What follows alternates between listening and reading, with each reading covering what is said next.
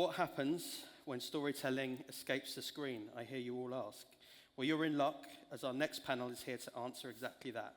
So please welcome Ocean Outdoors Head of Ocean Labs, Melanie Blood, Outernet's Chief Growth Officer and Board Director, Vicki Sutherland, artist Maya Petrich, and their moderator, journalist and Little Black Book editor, Olivia Atkins.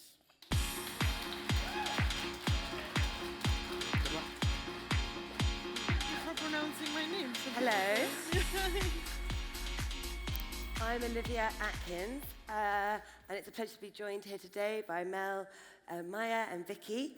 And we're going to be talking about the artistic and commercial opportunities within world building. To begin with, world building can mean different things to different people, and we're all coming at it from slightly different perspectives. So Mel, let's start with you. You lead the brand and innovation arm of Ocean Outdoor, and you use new technology to reimagine out-of-home as immersive brand experiences that people can step into. I've got a reel here that is silent, but will play in the background. Tell me, what does world building mean to you, and why do you think immersive experiences are having kind of a moment at the moment? Yeah, so my job within Ocean Outdoor is to really champion any creative use of the medium, of out-of-home in general. And for us in a world building context, that might mean looking at a flat LED screen and thinking, how can we turn that into a performance stage by adding depth to it with anamorphic content, or what we call deep screen. It might be looking at different formats, so this one being a stealing screen. So how do we move the screen to a different physical space and then create a platform for creativity below?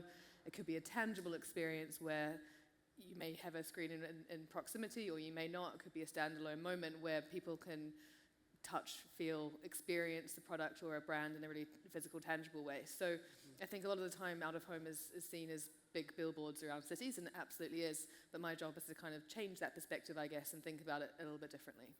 And to your second question, in terms of what people are asking for and how that's evolving, I mean, every single brief that comes into Ocean Labs is asking for some kind of experience. So whether we're building a world on a screen that people therefore want to slow down and engage with and look at and have hopefully a positive connection with, or whether we're building something physical or adding something to a kind of classic billboard, everything we do is thinking about how people might engage with it, what we can bring in from a sensory point of view. We know from a long history of kind of neuroscience research that the more kind of sensory elements that you add to an experience, the more it is encoded into memory. And for a brand to have a successful campaign, they want people to remember it, have a positive engagement with that product or that brand, and then go on to purchase or whatever it might be later on. So everything we do is thinking they can see the product, they can see the brand. What else could we bring in? Do we bring in scent cannons? Do we bring in audio? Do we bring in something they can pick up and experience? So our job is to kind of see what they're asking for and then bring all those tools together to go, here's how a consumer could experience it in a different way. Super varied, as you can see on the screen as well. And Vicki, I'm going to jump to you. You're at Outernet, which I'm sure everyone here knows is the space in Tottenham Court Road, named by Time Out as the UK's most visited cultural attraction. For those who don't know, it's a public space where art, music, and entertainment intersect. I've got a reel, also silent, to play in the background here. Yes, I love it when the tech works. What does outer space? What does world building mean? What does outer space look like? What does world building mean to you guys at Outernet? And what are audiences looking for when they walk through a space like yours? It's what Mel said. We're operating in a very similar space, but I suppose with Outernet we're talking about something slightly different because, as you said, we're a cultural destination as well. So the way we work is we run editorial every day, all through the evening, and then we also run commercial partnerships as well. But what's at the heart of all of those is immersion and world building. So what we're really trying to create is something brilliant and shareable and memorable and something that really speaks to people, whether they've popped in there just because they're walking past, or they've actually identified Outernet as a tourist destination that they've made a specific visit to go and see. But we want to engage people at whatever stage of their journey. And what's really important to us is the integrity and I think the authenticity of whatever it is we're delivering. So whether that's an editorial piece that's speaking to all of the audience that comes through, or whether it's a commercial project, we want people to have that same level of engagement and participation and excitement about it. And we're fortunate, to the point that Mel said, that we have these tools available to us within that space to be able to deliver uniquely against those objectives. And did you want to add anything about what people are wanting when they're coming in as well? I think, we're in Tottenham Court, we're in the centre of London. I think people are looking for, kind of, to your point earlier, a moment of peace. But they're also coming in because they're intrigued, or they're coming because they've seen a particular thing like Butterfly Trail or whatever that they want to come and see. But I think they're looking for a moment of engagement, and I think they're looking for something different to what they're seeing on their phone every single moment of every single day.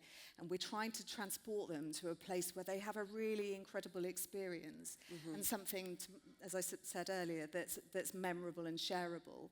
And so we're trying to deliver that across every single piece that we deliver. And Maya, last but not least, you bring another dimension to this conversation. You're a immersive and generative light artist. You create installations that respond to people and the environment in real time. You've also been commissioned by brands. We've got a collage of some of the brands that you've worked with and some of the things that you've created for them to kind of bring experiential and emotional experiences to life. Tell me, how do you think about world building across your art practice and your brand partnerships? And why do you think people want spaces they can kind of engage in? Yeah, I come from the fine art world, and really in that discipline, my goal is to create a sense of aliveness in case of my practice. And many times I'm pursuing the experience of the sublime and trying to evoke human relationship with nature, which seems to be very universal, and we are all emotionally connected to nature, and I try to evoke that. And I find that these deep experiences that we have related to the living world and each other are many times much easier to experience through physical experience, through visual sense and phenomenologically. So very early on, 25 years ago when I started, I gravitated towards space, scale, and also light, because I believe light changes every space and our relationship towards it. But then also very quickly I noticed that technology has a lot of capabilities that could be used to create experiences that are changing, that are responsive, that are very much interactive. And since then I've been working quite deeply with technologists, computer scientists, on subverting technology that many times is intended for efficiency, for hyperproduction, and speed towards something that can create the moments of stillness and connection and awe, possibly. And that is what I do. I don't actually collaborate in give and take way with brands. I get commissioned by them because they align with the values that my work is embodying. And these are just some of the examples where I created immersive or interactive spaces that they wanted to have in their own environments. Yeah, I mean, all of your guys' work, it's so beautiful to see it on the big screen, see how it comes together. Maybe this is one for you all, but maybe it's more specific to Mel and Vicki.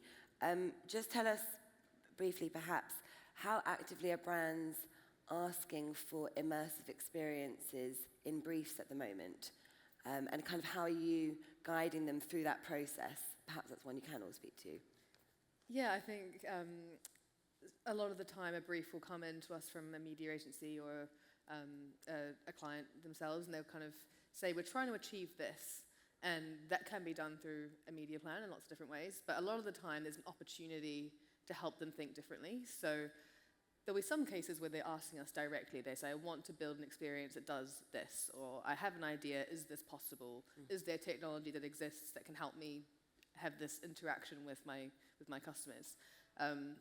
But I would say a lot of the time it's more sort of, it's a level kind of higher than that. And so our responsibility then is to find these opportunities, and we try to steer the conversation a little bit and just really champion thinking differently, thinking outside the edges of an LED screen.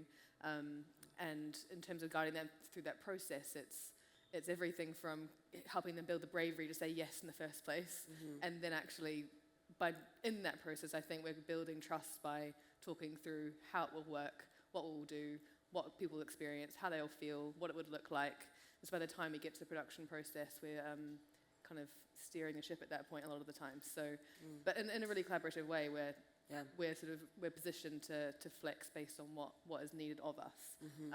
But we know our screens and spaces the best, so our expertise is really in how we use those spaces and use the audiences we know go to those spaces to make an experience that will be valuable. Yep. So you kind of adapt to their needs a little bit. Yeah. And Vicki, is there anything? Yeah, similar. I mean, I think we've reached a point really where immersive experiences as an addition to a brief are not really just a nice to have. They're kind of like a core lever almost to a campaign. And so we're seeing more and more of those come through.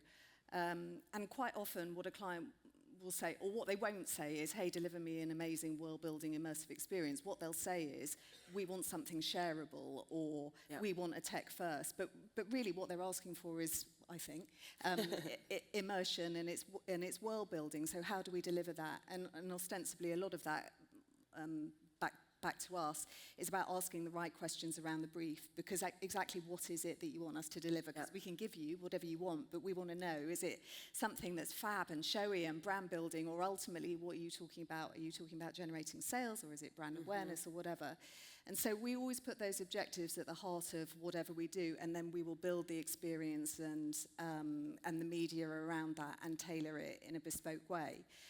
And of course, a lot of that is also led by budget, but more importantly, what tools are already available to that advertiser. You know, that's often a limiter.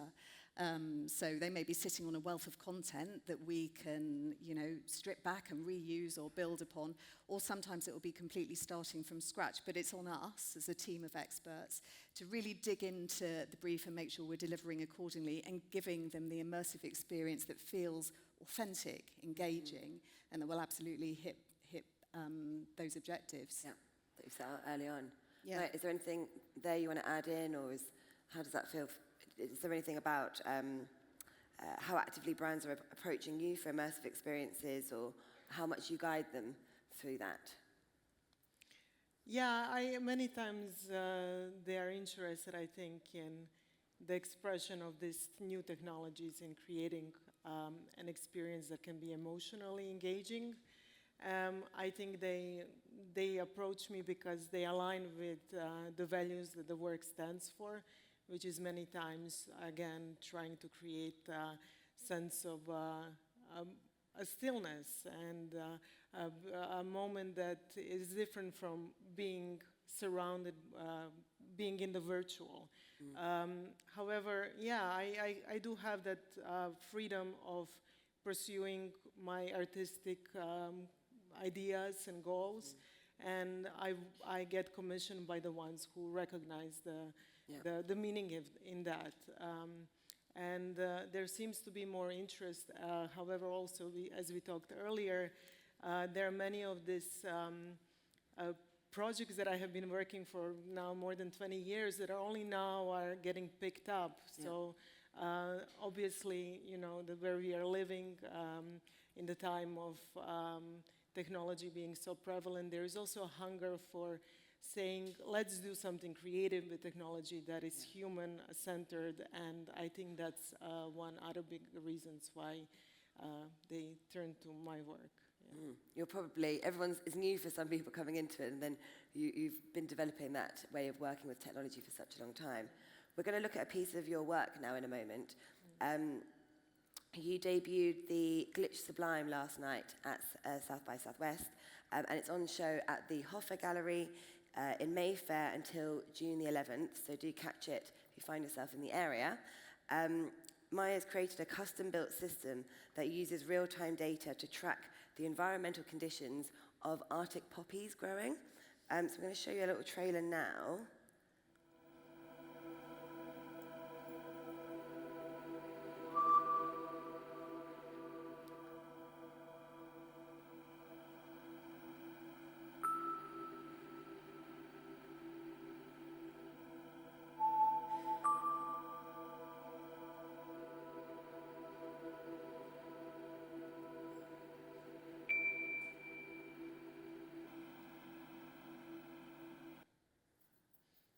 So beautiful, yeah.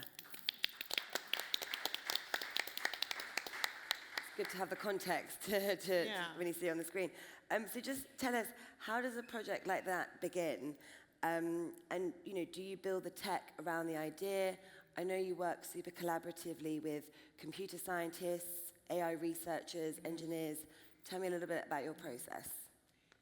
So much of my work is actually installations and spaces that are very much built on the idea of creating atmospheres. At some point I realized that it would be interesting to create sculptural work that can contain this immersive atmospheric work. So a couple of years ago, I started creating the series called Specimens of Time, which, and some of these works are also exhibited at Hoffa Gallery. They were not in the video, but they are in the gallery.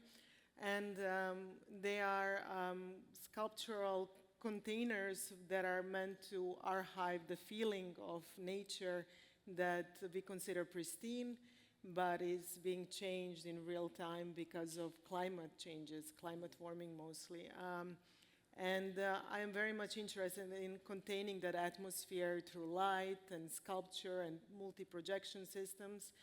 The works themselves feel quite abstract and atmospheric, but they're also, so one of them is a glass cube that is creating the atmosphere of sunshine in the Hawaii, which is one of the places that still has pure skies.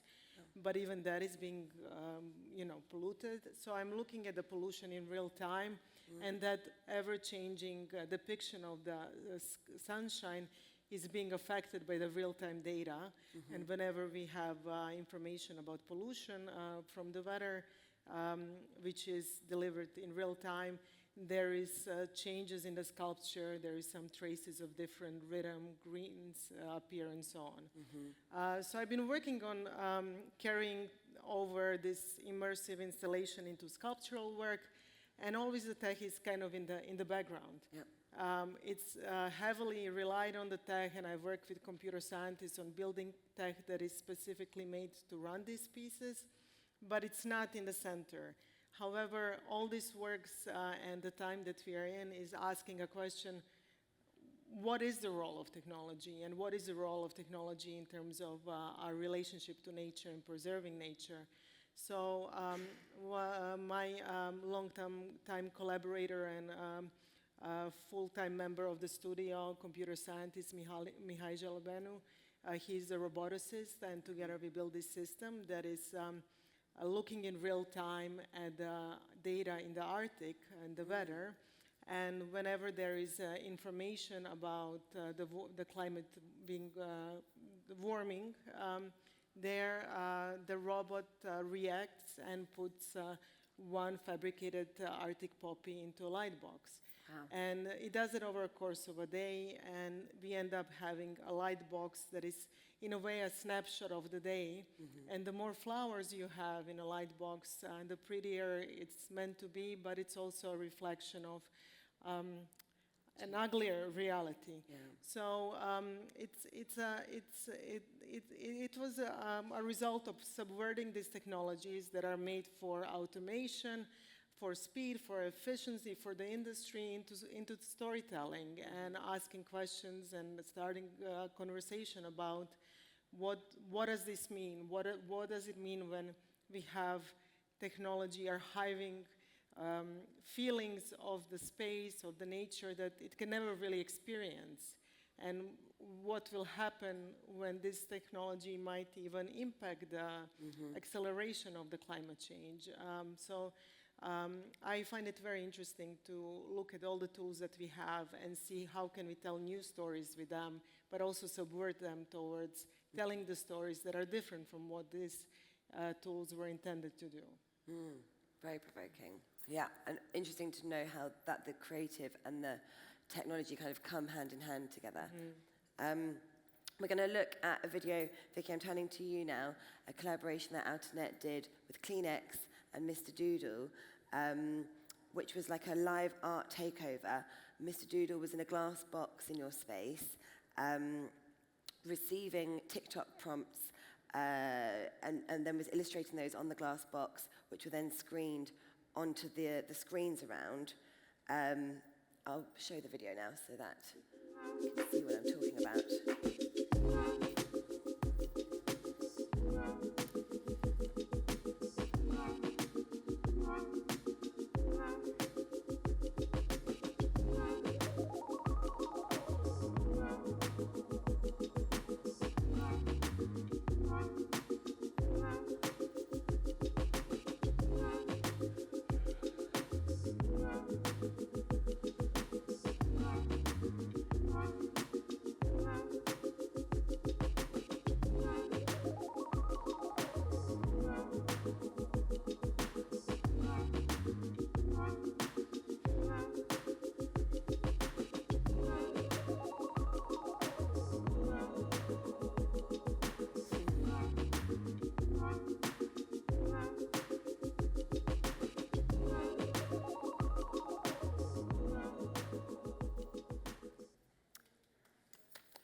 Yep. Again, just really clever uses of that space. When you're working with a brand like Kleenex, how do you bring them into the space, which is obviously like a non-linear, phygital environment? And obviously, I'm assuming they're asking you to create something that's like one of a kind. Yeah, tell me a little bit about that process. Yeah, so I can take literally no credit for that because I wasn't even working at the company, but the two people who did deliver it are sitting right there, so they did an excellent job. But that came from a partnership which I think was brokered by PhD. This campaign was delivered in partnership with them. And I just think it's a really nice example of how a brand can work in collaboration with an artist and then extend that into a bigger space in a really authentic, brilliant way. So Kleenex wanted to speak to a younger audience. They'd done a load of brand mapping and stuff and worked out that Mr. Doodle was a really good kind of conduit between their new audience and the brand. And so mashed the two together to produce a special edition. And that's when Outernet came into the fray to bring that collaboration to life. So as you saw, he was sitting in a box and he was getting prompts from TikTok because it was all being live streamed and all of that was then going live up on the screens. And was done in live time. So it was brilliant. It subsequently went on to win a gold award as well, a gold drum award. So everybody was really thrilled with that. Not least the client, because to my earlier point about putting commercial objectives at the heart of all of the world building and immersive work we do, sales against the target audience there, I think, ended up at the end of the campaign about 60% up. So it was a brilliant win-win all round, and that's just one example of hundreds of projects that I could talk about which do exactly that, which, speak to an audience in a way which is authentic and engaging and truthful and all of those things, and actually makes the people who are passing by want to come in, want to share it. You saw all of the people on phones there in the video. We know that about 2/3 of our audience will come into Outernet and then go on to share, to film and share what they've seen. So it's really important that it's credible and that it's fun and that we want people to come back. We want them to have a brilliant experience, whether that's a piece of editorial or a commercial piece. And so it's a question of, as I said earlier, just working hand in hand with those partners and really getting to the heart of what the campaign objectives are, and then thinking about technologically and physically and experientially and digitally and all of those things, how can we utilize our offering to best meet that and deliver a campaign that's a winner on all bases. So yeah, that was a really good one that we're very proud of. I think it's worth adding as well, that was one that kind of extended a campaign, didn't it? So it kind of was a creative activation as part of a wider campaign. Yeah, that's right. And, yeah. you know, and quite often we will find ourselves sort of sitting at a really nice tentpole moment within a campaign. I was a CMO for a long time before I joined Outernet, and you know, I'm speaking from personal experience where I think the appetite for this kind of stuff from marketing teams and CMOs and whatever is all about putting your brand properly in the hearts and minds of the end consumer. And I think, you know, over recent years there's been so much focus on performance marketing and everything else because it's clear and it's linear and you can measure it and, you know, all of those things.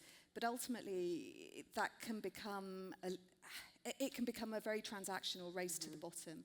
And I think the space that we're all operating in here is unique because it gives you the opportunity to really speak to consumers in a way in which it's surprising and delighting and all of those things, and also have the ability to deliver on the metrics that are so important. Yeah, interactive as well, yeah.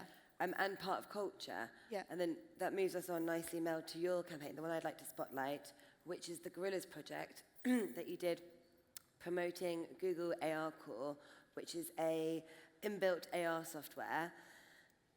It's amazing. We'll show it in a second. It's you've got the virtual band up as huge AR projections on Piccadilly Circus and Times Square, and the work won heavily. So we will show the video here now. I can probably talk over this one. Please Okay. don't feel like you have to applaud. It's just kind of showing how it manifested in reality. So, yeah, this was an amazing project, and it was entirely driven by the artists, being the Gorillas. And I have to give all credit on the creative production side to Nexus Studios, who did an incredible job working with the band to recreate them as these like mixed reality characters. So obviously the Gorillas have that heritage of manifesting as these characters rather than as human beings. So it was the perfect match up between a new technology that Google had been developing, their kind of history as a brand, and this was the launch of their new music video. So the way it worked was their fans were kind of contacted via email database, and they were invited to Piccadilly Circus and to Times Square to see the launch of that new music video. And the AR part of it was activated via a mobile phone. You could download the Gorillas app ahead of time. The first step of that journey was to follow a firefly as it did a bit of a 360 spin around Piccadilly Circus looking through your phone. And that helped to map your virtual position in relation to the buildings and the street furniture and everything that was happening in Piccadilly Circus around you at the same time. So that technical element was really, really important. And the ideas that really thrive for us in a world-building sense, the ones where technology fuels the idea but isn't obvious leading the idea. So with that kind of technical part done, it meant that the creative could literally weave itself across the architecture around them. Didn't matter where you were standing, you would see the same mapping of that creative across those buildings, and then see the band members appearing on rooftops to perform the music video, hear it through your headset, all the rest of it. So an important point that you touched on, Vicki, was the shareability. So a lot of this, this connects immediately from giant out-of-home screen at Piccadilly Circus. If you're from London, you'll know it. If you're visiting, you'll probably see it as one of those landmarks that people like to go and take a photo of when they come to London. So in this campaign, you've already got your phone out, you're already recording what you're seeing to have that shareable moment. So it's not just about building a world for people to experience as a virtual world that overlays on the one that they're seeing with their naked eye, but it's also opening it up for shareability as well. Yeah, it's an amazing campaign. So we've looked at a little bit of all three different pieces of work from all three of you, very different in their styles. When thinking more broadly, what are kind of some of the general practicalities and things that you have to think about when world building, you know, how you make it immersive, how you make it kind of cohesive, you know, storytelling wise, or like easy for people to follow? Are there kind of any general rules or guidelines or bits that you follow when you're building out your different worlds or working in your spaces? I think certainly at Outernet we're dealing with an audience that's coming in from all number of directions and staying for all manner of different amounts of time. And so what's really important is the narrative spine that runs through that piece. because you want whoever comes in at any point in the journey to have an equally brilliant experience. So what we're trying to do is make sure that it is as engaging at the start and the middle at the end, and that, you know, it's succinct and delivers in the right way. We do a lot of audience research. We do a lot of work with our tech development team. We'll do a lot of work on testing before anything goes live and getting the client involved as well, to make sure that we are hitting all of those points and to make sure that the messaging is being delivered. Yeah. And to your point earlier, making sure it's not just a tech-first situation, it's a brand-first situation, whether we're talking about our own pieces of editorial or our commercial pieces as well. So there's a huge amount of thinking and research and everything that goes into everything that we put out before anybody else has seen it. Maya or Mel, anything you want to kind of add on there? About when you're building out? Yeah, I think for us, the immersive environments that we operate are a little bit different to Outernet in that there usually is an entry and an exit point. So you do have the opportunity to kind of really draw people in and have that wow moment from the outset. So, you know, the usual things about the user journey and what we want them to see and feel at each moment. All of that contributing to that lasting impression of the brand and all of those touch points. Ultimately, most requests now have to have as much shareability as possible throughout that process. So we're always thinking about that. And I think that sort of can bleed out into the rest of the media network that we are only a small part of. It's not only the experience they're having in the moment, but it's how they even get to that experience to begin with. How do they know it's there? What other platforms are being used to signpost it? Are they invited in? Is it kind of exclusive or is it democratic? Whatever it might be, all of that feeds into the experience as well. So I think the brilliant thing about a lot of our locations is that it is totally open to the public. You could be just passing by and have no idea it was even there in the first place, like a lot of the stuff at South by Southwest this week. And you just kind of go, oh my goodness, that's really cool. Let me just go and explore that for a little bit. But there are those other opportunities, like we have the venue at Piccadilly Circus underneath the Piccadilly Lights screen, where it's very clearly something, and you could just be visiting and you go, that has got a special build around the door or whatever it might be that says, come in, see something impressive. And as soon as they're in through those doors, we want them to forget whatever they were dealing with beforehand. So when you're in that moment, you're absorbed by that creative, you're absorbed by that brand. It might not be a transactional push, you're not wanting them to redeem something there and then, but it's creating an experience that lives in memory so that over the next few weeks, maybe even months, maybe even years, they're starting to think about that brand in a different way. Maya, is there anything you wanted to add when you're kind of, I know a lot of your projects and experiences are quite different, but just when you're kind of initiating that world building process, is there anything you kind of lean on, any core pillars or anything? Well, my objectives are very much directed by my own practice, so that is different, but in some ways it's similar. And I will say that for me, success is when I create a transformative experience. And the most successful cases are the ones where I can shape the perception, and I do that with technology. And technology itself requires a lot of deep research, understanding of it, and then seeing how we can tailor it for the purpose of the artwork. And that's why there is a lot of collaboration with technologists. There is an element also of interaction design there, because you do need to understand how these processes are interacting with the audiences and how we can have them done in a way that it's seamless. But the way I think of it is really, as a sculptor would sculpt the stone, that's how I sculpt with the capabilities of new technologies and with the light and space and in the purpose of the ideas that interest me as an artist. Yeah, it's just a tool. We can't sit on a panel like this and not talk about AI. I feel like world building technology is so intrinsic to world building. How much are you all using and thinking about AI kind of within immersive storytelling and building digital spaces? And how can artists and brands use it responsibly? Yeah, for us, the most obvious way is an AI-powered experience. So the kind of the first tranche of AI tools that came out to kind of a mass market was generative stuff where you could be in a photo booth and it would turn you into something a little bit different, but it still looked a bit like you. So those types of things that are really fun and engaging. It's also, I think, more importantly now, is more of a tool that we use to conceptualize, to design those spaces. It makes the kind of initial phase of mapping out how we might fill a space much, much faster. So if we have CAD models of an environment, we can very quickly iterate on what that space might look like, work with the client on feedback in those rounds, things like that, so that we can much more quickly get to something that they can understand and start to see how it might manifest when it's complete.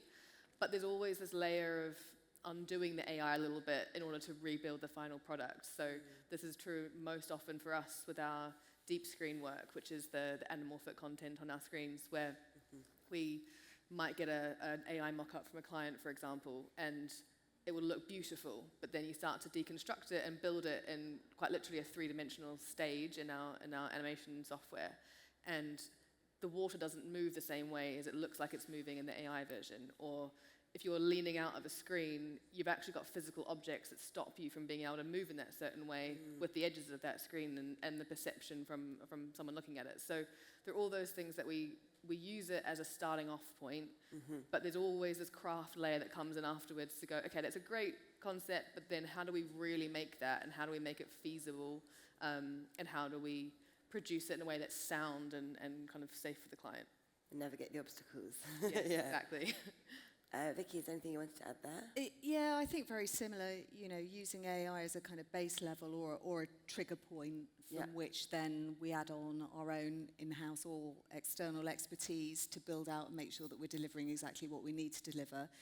We're using AI very much in the space in terms of adding personalization to a shared experience. So we are using it physically in our spaces, but what I'm not talking about is just superimposing people on top of images and backgrounds. What I'm really talking about is making people part of a far more personalized experience. And so that's how the AI tools are really helping us drive in that direction. But I think also when we're talking about AI, are we actually talking more broadly just about technology and the direction that's going on? For example, augmented reality is a really big part of what we're doing at the moment and a big part of some of our editorial and commercial experiences. But that probably sits slightly separately. But, all of these things get swept up in one. And all I can say is, we're working really hard to embrace technology, but not just for technology's sake, to actually add something to the user experience and to make sure that the editorial that we put out and our commercial pieces are absolutely as brilliant as they could be using those tools. Yeah. Maya, any thoughts? Well, I'm quite fascinated by AI and all other technological capabilities that are coming our way.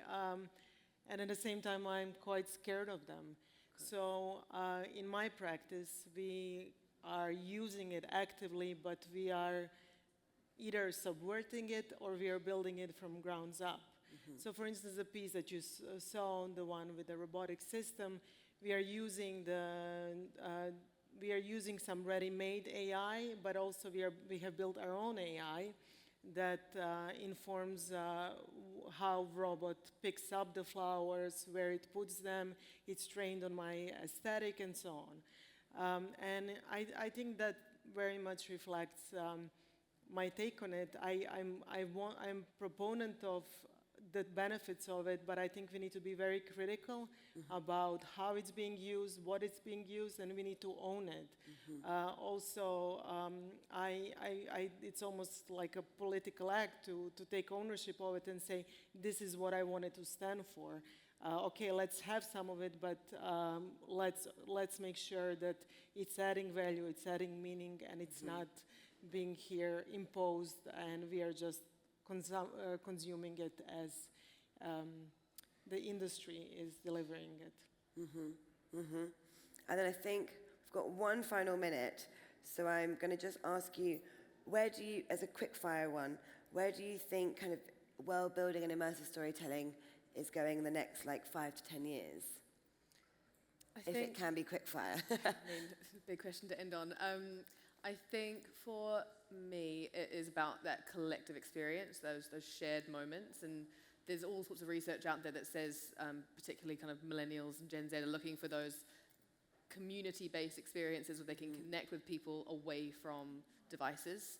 So I hope that continues. I hope that all the technology that we have available to us is considered and crafted and brought into those experiences in a way that's additive and adds to that shared experience, as opposed to siloing and going too far down the kind of personalization and individualization track. That was not Vicki, quick, I'm sorry. quick one. Yeah, I agree. I think it's not necessarily about building bigger worlds. I think it's probably about delivering more meaningful worlds and making sure that we use technology in that way. I think personalisation will be a big part of that, but more I think it's just about building genuine experiences, and that's the direction I would like to see it all go in. Yeah, Amaya? Yeah, I agree. I think we need more collective and more meaningful experiences. And being an artist, I'm quite biased. I think artists have a lot to say and contribute when it comes to authentic use of all these tool sets that we have. So I would like to see more of those and more of different voices saying this is how the future could look like and these are the values we want to see and stand for. Fantastic. Thank you so much, guys. Such an interesting discussion. Thank you. Wonderful.